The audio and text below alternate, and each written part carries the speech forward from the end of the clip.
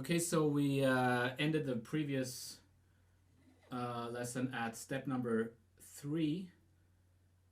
So step number 4 would be only play a section of the exercise. So here I want you to be creative with these concepts. What is a section? Well, the section could be, you know,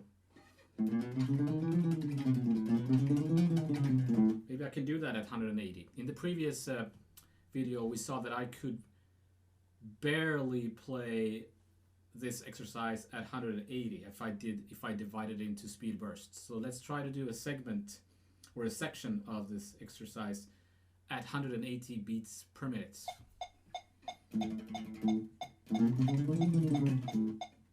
Take a little break.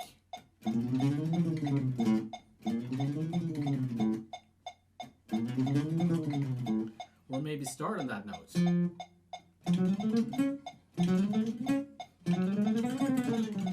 That was terrible. Okay, so then maybe I need to work on that. So I want you to be creative with this. Like a section of the exercise could be maybe, or even that's the section. You know, whatever you need to do.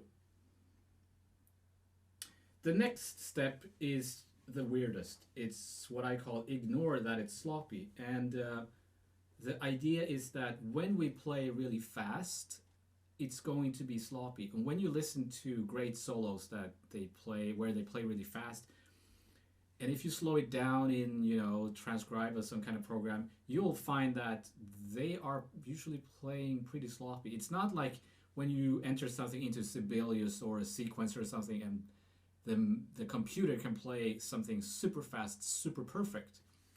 We humans can't do that. So the idea of this step is that maybe you try to get used to playing faster than you actually can.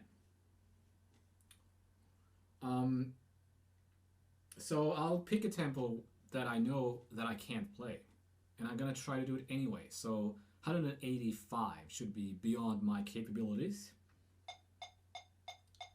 And I'm just going to pretend that I can play this fast. I'm going to do it anyway, even though it's going to be super sloppy.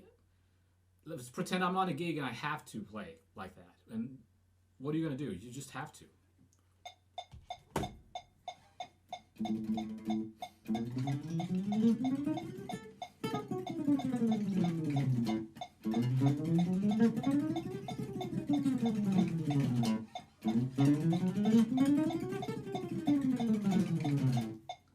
Some of you might think that was pretty good. It's not. It's not good. Okay, if you were to analyze that, you would see that it's all over the place.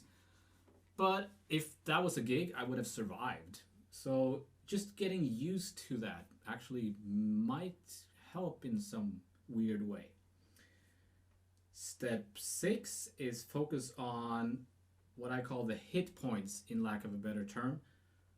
And the hit points would be every 8th note, or however you want to look at that. So in this case it's the F and the C sharp, and interestingly enough that would be an augmented open triad.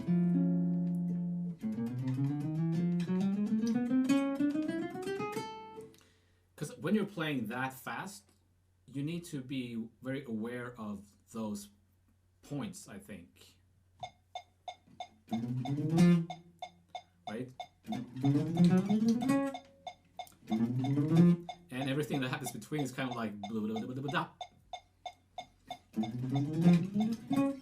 So you want to divide those different from point to point.